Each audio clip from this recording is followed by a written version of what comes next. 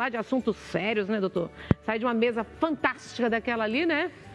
E aí nós vamos falar com quem? Com o neurocirurgião, olha só.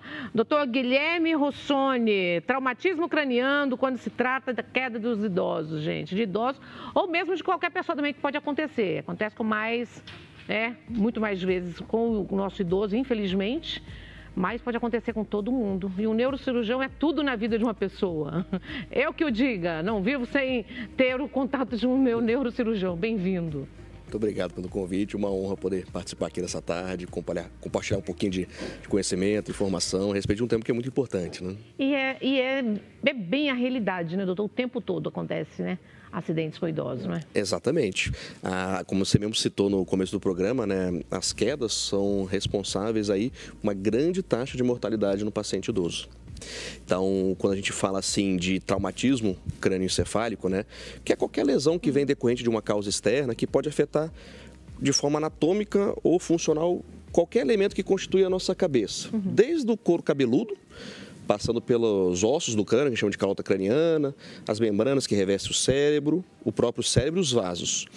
E essas lesões podem ser de forma definitiva ou permanente. No paciente idoso, a principal causa de traumatismo crânioencefálico é a queda. Quando a gente amplia esse leque para toda a população mundial, aí ela já fica em segundo lugar, perdendo apenas para acidentes automobilísticos. Então, acidente automobilístico é a principal causa de traumatismo crânioencefálico, principalmente a população mais jovem, ali por volta dos seus 20, 40, 50 anos. No idoso, são as quedas.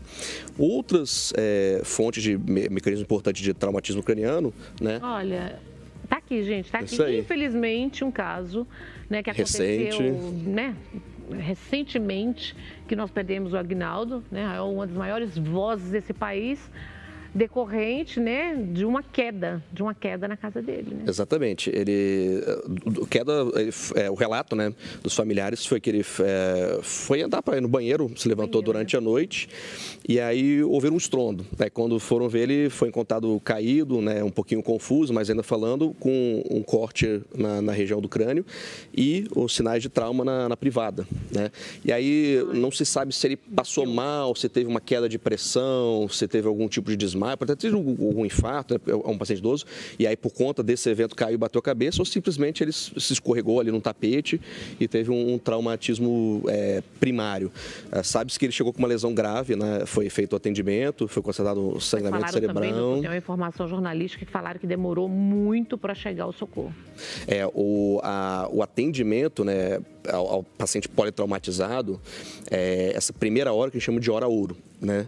Então, assim, quanto mais rápido for o atendimento, mais chance esse paciente tem de sobrevivência, porque mais rápido vai ser realizado o diagnóstico e se forem constatadas lesões ameaçadoras da vida, mais facilmente, mais rapidamente elas vão ser realizadas, vão ter uma intervenção mais precoce, né? Então, um paciente que precisa de uma cirurgia, uma neurocirurgia de emergência, quanto mais rápido for esse diagnóstico, mais chance ele vai ter de preservar o cérebro e de sobreviver. E é complicado, né, gente? Porque a gente tem que preparar. Se tem idoso em casa, tem que preparar o ambiente, né? Exatamente. A gente sempre fala isso. O paciente idoso, ele é um paciente que ele é complexo por vários mecanismos. Ele tem a sua fragilidade da própria idade, ele tem menos massa muscular, ele tem uma perda dos reflexos quando comparado com os pacientes jovens. É um paciente que está tomando vários medicamentos, às vezes, para tratar doenças. São remédios que trazem efeitos colaterais, como tontura, desequilíbrio, perda da coordenação motora.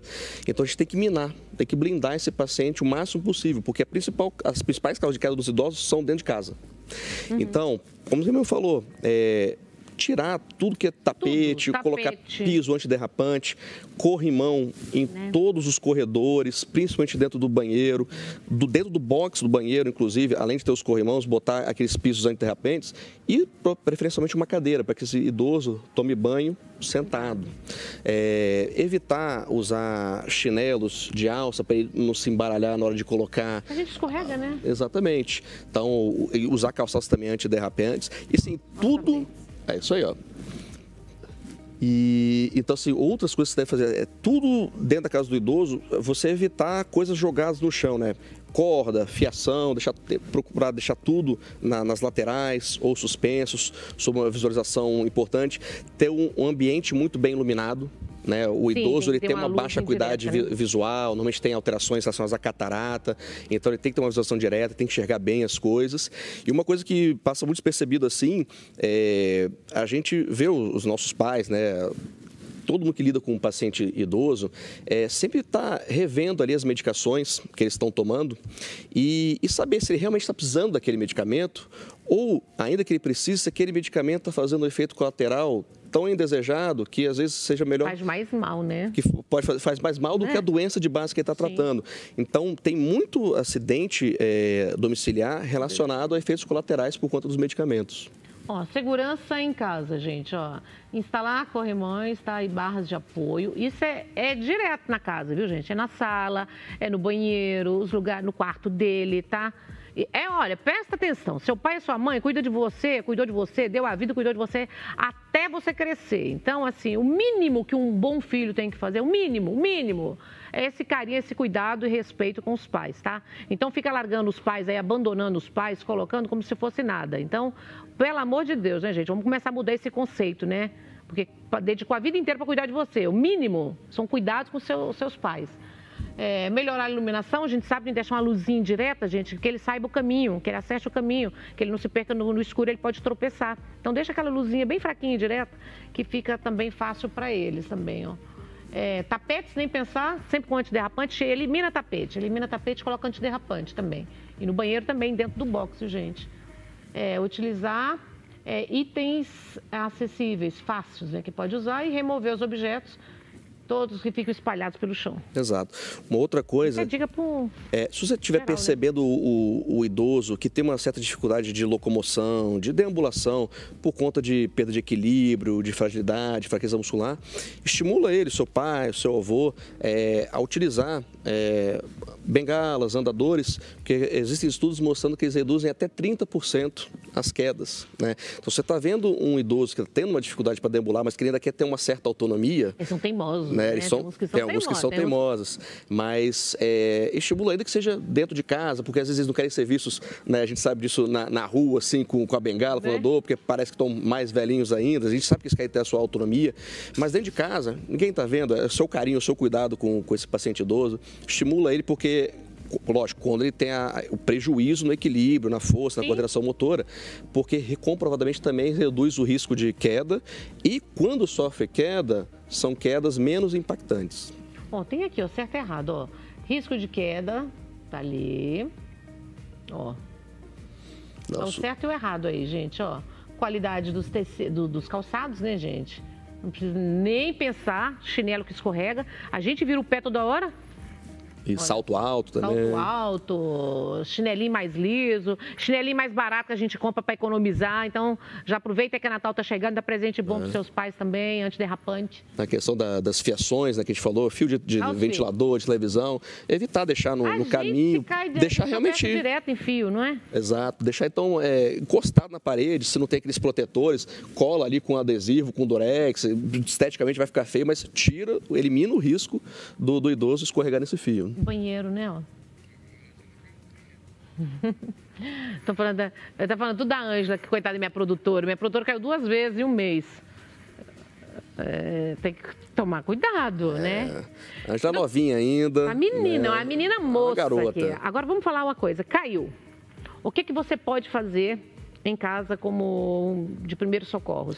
Perfeito. E o que não pode fazer? Exato. Primeiro a gente tem que saber se o mecanismo de trauma for testemunhado. Isso para qualquer um, viu, gente? Eu não estou falando do idoso, mas para qualquer um. Para qualquer uma pessoa. A gente vai observar de imediato a presença de sinais ou sintomas de alarme. Então, teve uma queda com perda de consciência, ainda que transitória, ou uma queda seguida de crise convulsiva, alteração do estado mental, confusão mental, algum déficit motor, alguma paralisia de membros, imediato ali chamar o SAMU, né? Porque, como eu falei, a hora ouro é o que mais importa, tá?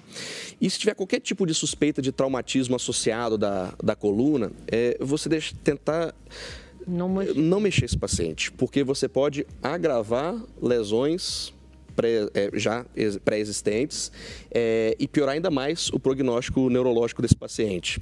Então, assim, observar sinais, sintomas de alarme, chamar o socorro, né, o mais rápido possível. Todo caso que precisa de chamar socorro? Não. Só uma queda que bateu a cabeça, mas foi bem observada ali, né, foi bem testemunhada. Esse paciente em nenhum momento apresentou nenhum sinal, sintoma de alarme. Você pode fazer o que a gente chama de observação domiciliar, ou observação neurológica. Justamente observar nas próximas horas se vai surgir algum sinal ou sintoma de alarme que possa ameaçar a vida.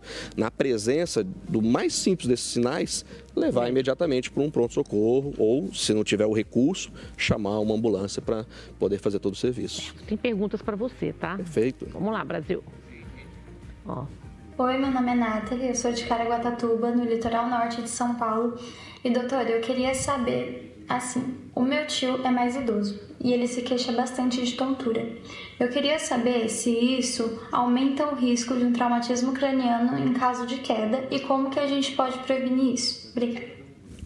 Bom, perfeito. Como a gente mencionou, né? Idosos são muito suscetíveis a esses episódios de vertigem, de tontura, por hipotensão postural, pela vertigem posicional paroxística benigna, que o nome é difícil, mas a famosa labirintite, né? Tá. Ou por efeitos colaterais dos medicamentos. Então, a tontura, ela é um fator de risco independente para traumatismo craniano, para quedas. Você perde o equilíbrio, dependendo do grau de tontura, e se estiver associado com hipotensão, pode ter o que a gente chama de síncope, desmaio. Né? Então aí você perde totalmente seus reflexos. Então você perde até durante a queda o seu mecanismo de se defender, de colocar a mão na cabeça, apoiar os braços, os pés.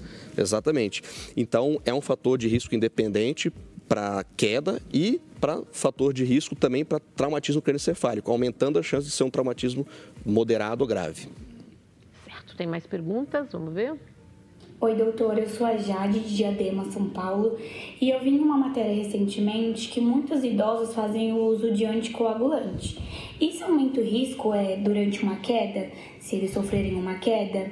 E como a gente pode estar protegendo quem faz o uso desse medicamento? Perfeito. Aí é mais complicado, né? Porque quem toma anticoagulante, gente, é difícil para parar, né, o sangramento. Isso aí.